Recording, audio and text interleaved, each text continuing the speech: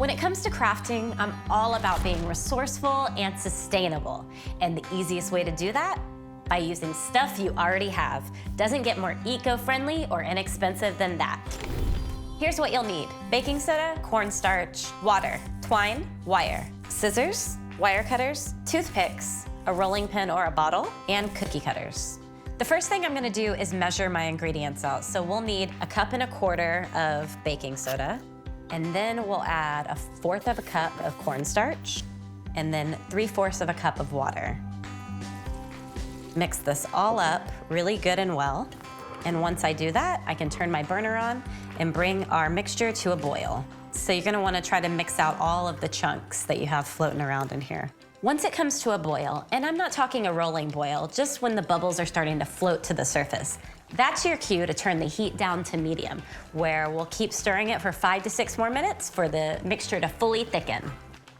You'll know that it's done when A, it's getting really hard to stir, and B, it starts to get a little glossy. So I'm going to turn my burner off, and before I pour it into the bowl, I wanna sprinkle some baking soda in there so it doesn't stick.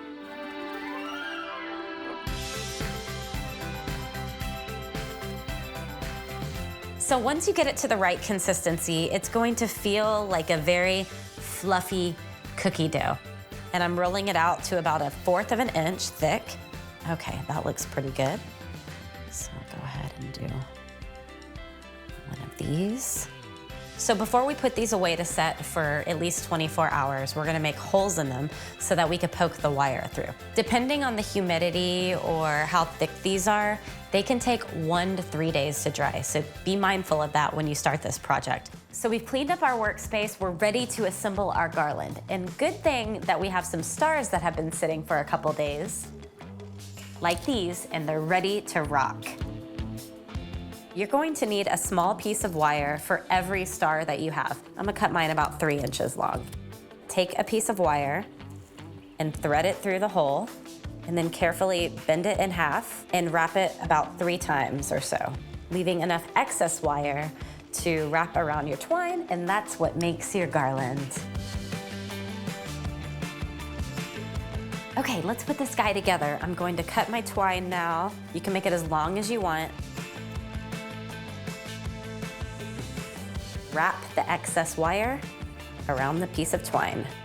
The last step is to take your wire cutters and cut off the pointy bits up top that you use to tie around your twine. So once I adjust this, it's ready to hang up. And remember, you can make this as short or as long as you like. If you make this, be sure to post it and tag us with #MyCraftCourse. And I'll see you next time.